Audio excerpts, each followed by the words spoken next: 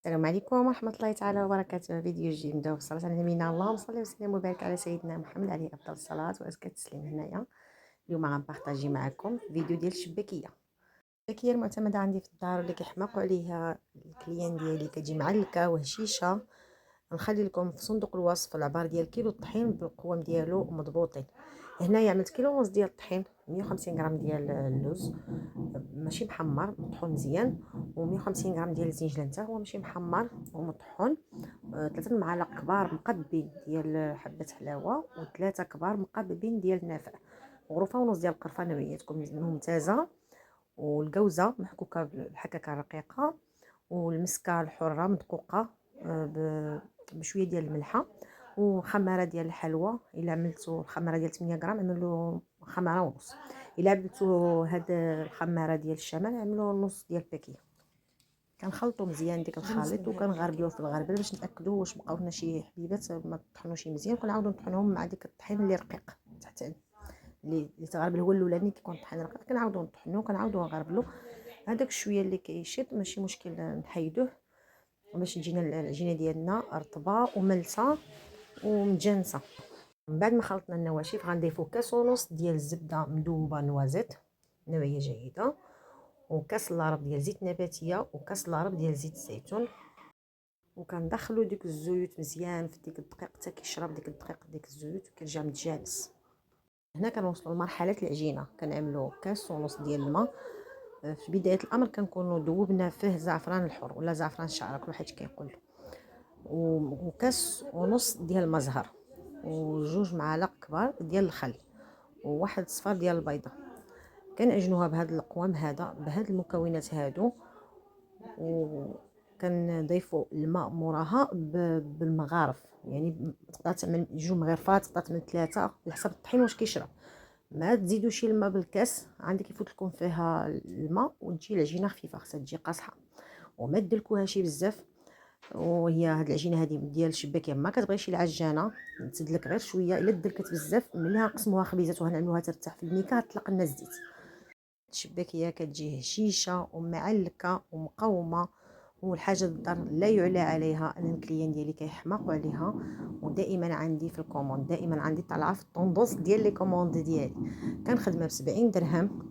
هي ما بقاتش في القوام، هي ما كديرش القوام بزاف، غير الحاجه خاصها تكون نقيه، الزنجلان بلدي، النافع بلدي، الحاجه مغسوله ومنقيه. ولكن بقات في التماره ديالها، التماره فيها ديال الطحان وعاود وغربل وبسبس وعجن وهذا، وشبك قلي عسل باش كنخدموها ب 70 درهم.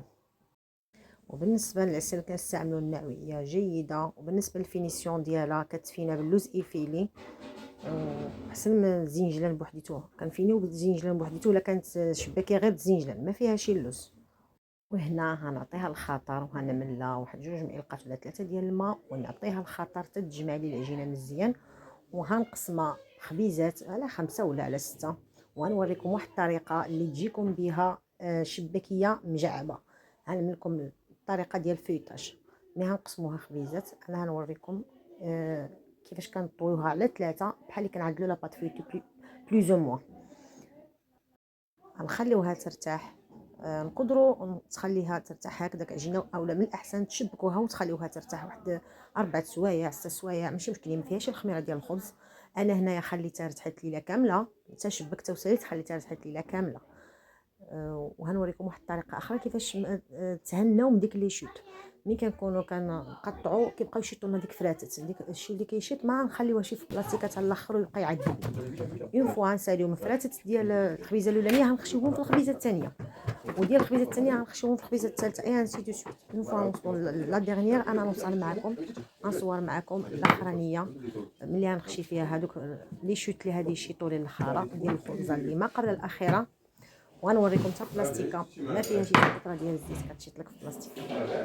هنايا تقدر تستعمل الطراجه كيف ما كنا من دائما كنعملوا، سينون لا كانت توفرت لك هاد القطعه هي من الاحسن.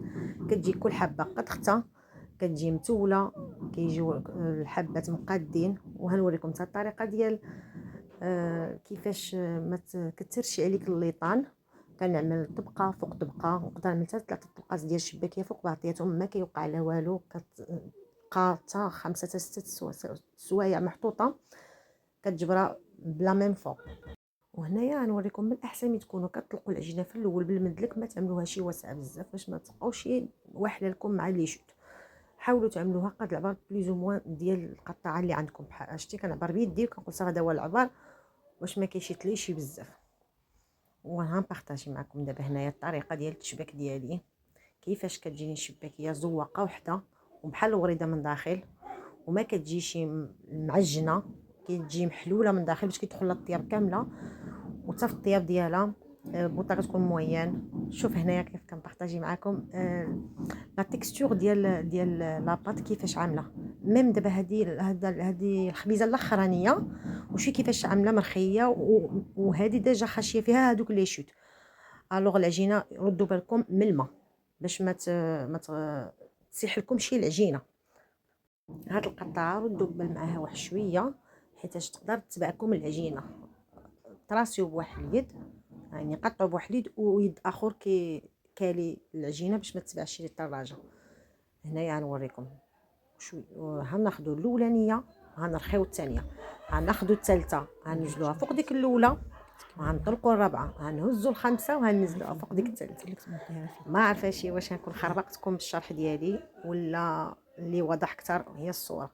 انا غنزيد نوريكم هنايا وحده اخرى بفيديو ثقيل، غنتقل لكم الصوره باش تكون واضحه. حنا هزينا الاولى، هذيك هي الثانيه، احنا طلقناها، هزينا الثالثه حطيناها فوق الاولى، اي فوالا. غنطلقوا الرابعه، ها هي من تحت انا رخيتها. هذيك اللي في يدي دابا هي الخامسه، قلبتها فوق ديك الثالثه. غنشبر هذوك الودينات اللورانيين، غنضغط عليهم باش ما تحلش. غنحل وها هي مشكله. تقدر هكذا تقاديها غير في يدك. يعني بالنسبه للمبتدئات يقدروا يقادوها فوق الطابله. الا كتبان لكم الصوره واضحه، شفتوا من واحد الجهه جاو 2 سميطات وهاد الجهه هادي جاو فيها 3 وهما ماشي لاصقين ببعضهم باش كيدخل الزيت وكطيب مزيان وما كتبقاش خضره من داخل. وهنا غنوصيكم البنات اللي بغات تقدا شباكيه من عندي ولا من عند شي حد صحتها وراحتها، ولا جات اللي جا عندي مرحبا به، واللي بغات تصاوبها في دارها الله يعطيها العون. ولكن ردوا بالكم في الطياب، اهم مرحله في هادشي كامل هي الطياب. الزيت المقله تكون عامره، ولا شفتوا المقله بدات كتخوى عاوتاني زيدوا فيها الزيت.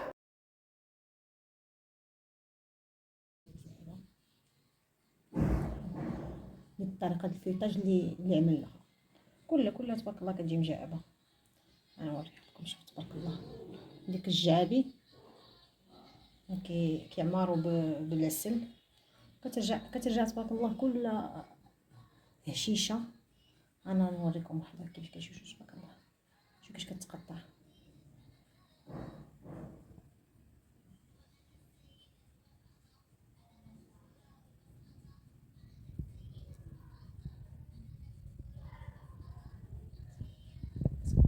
دابا هذه ديال العز ديال طنجة، الوغ لي فريزون طونجي.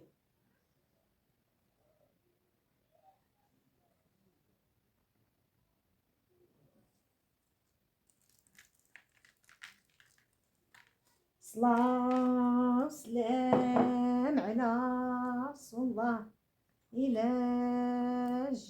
جه سيدنا محمد، الله معاه جه العالي. نكونوا وصلنا لنهايه الفيديو. الى عجبكم الفيديو ديالي اعملوا لي لايك وخليوا لي شي قليب وشي كومونتير زوين بحالكم، وبارطاجيو لا فيديو مع الاصدقاء باش تعم الفائده.